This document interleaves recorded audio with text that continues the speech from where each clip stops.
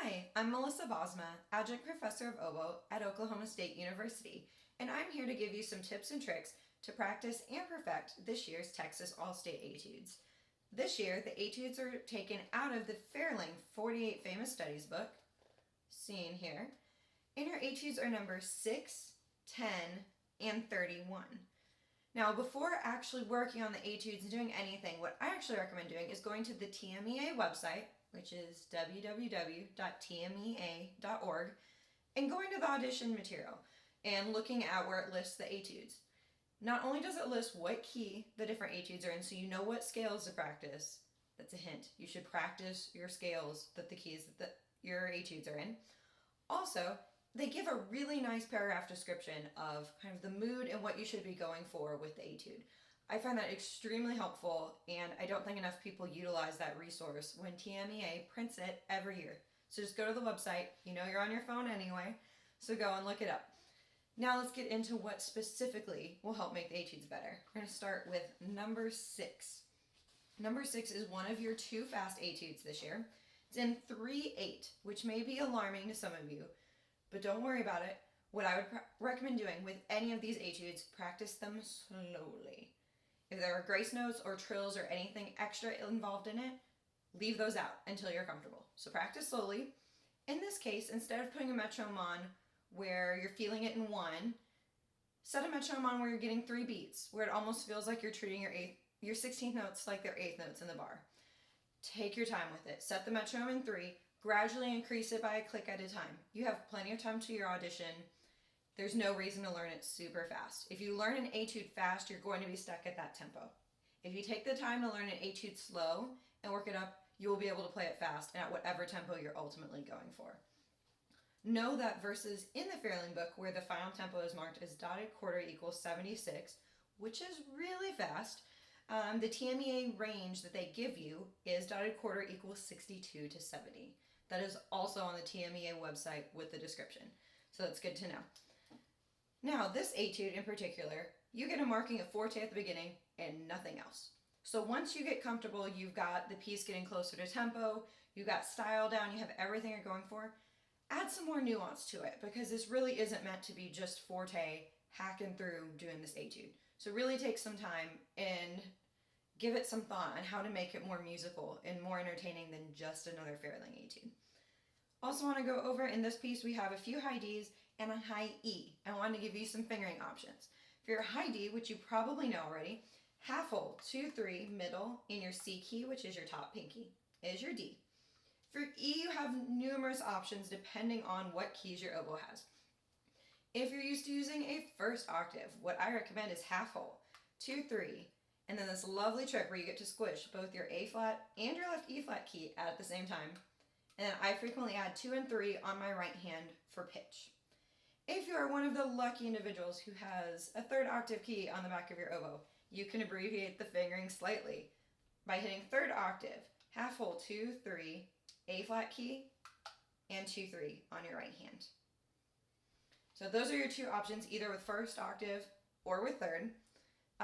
And there are some other fingerings and shortcuts that your teacher may tell you in there. If they give you another tip, go with what they say. Those are 2 fingerings that are pretty surefire for me. Let's move on now to number 10. Number 10 is your other fast etude, key of F. You should all know your F major scale anyway. Make sure you're really working on it for this etude. Note that the tempo printed in the book is quarter note equals 108, also really fast.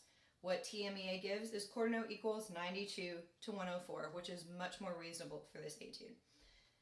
Unlike number 6, where you were stuck forte the whole way through, this etude gives you a lot of dynamics, so the goal is to really do a lot with it and get a lot of nuance in it.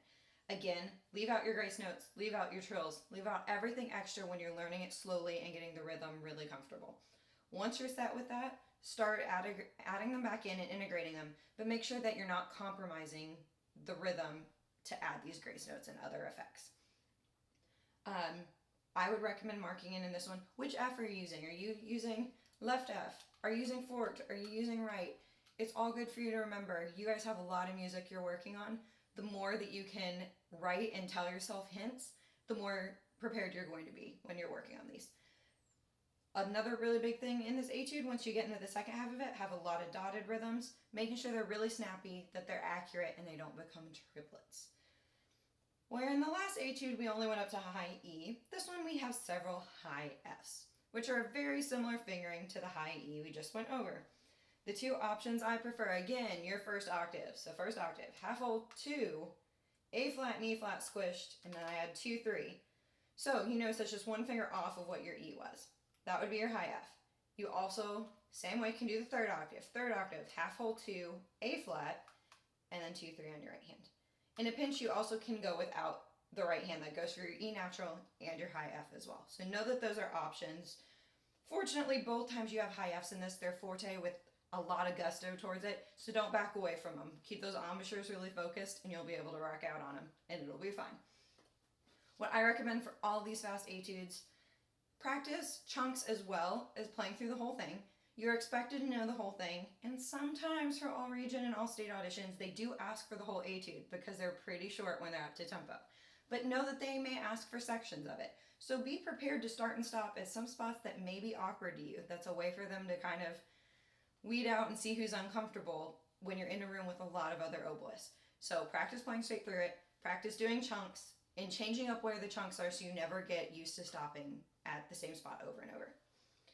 Now we're going to go to number 31, which is your slow etude, which as far as the slow Ferling etudes go, this one is really beautiful and really lovely.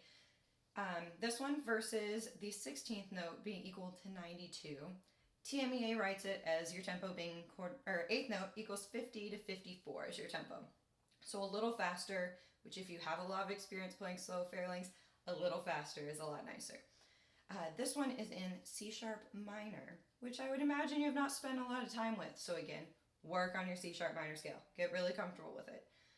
The biggest thing in this etude is to really sing through it and to make it really beautiful. To me, this one feels the least etude-y of what we have. It's really a nice singing piece. Know that you have some notes that may look weird to you. In the second line, at least in my part, it's the second line, you have an F with an X, what looks like an X in front of it. That is a double sharp. So if you were to take the F and sharp it, you would have an F sharp. If you sharped it again, you would have a G. It's a G. There's a reason why they write it as an F double sharp instead of a G, but just know if you need to mark that in, mark it. That note comes up several times within the first two lines on its own. Versus the other etudes that went a lot higher and had crazier stuff. This etude does have some high moments, but the end is very treacherous being on the low notes. My recommendation, don't start your first piano 4 bars from the end too soft, because then you're going to have nowhere to go to get softer, and you're not going to be able to finish out that lovely low C sharp that ends the piece. So don't get too soft, really support your air, feel like you're pushing your belly out and down when you have these low notes, and really support and believe in yourself that they're going to speak.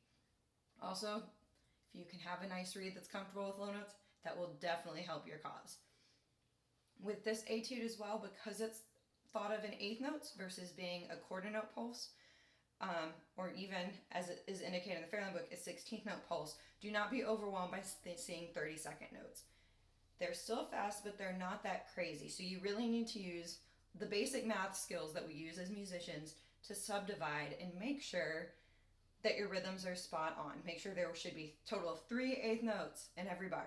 So just make sure you're keeping track, and if you have to write in your beats or write in bar lines or measure lines or beat lines, anything you need, make sure you're doing that.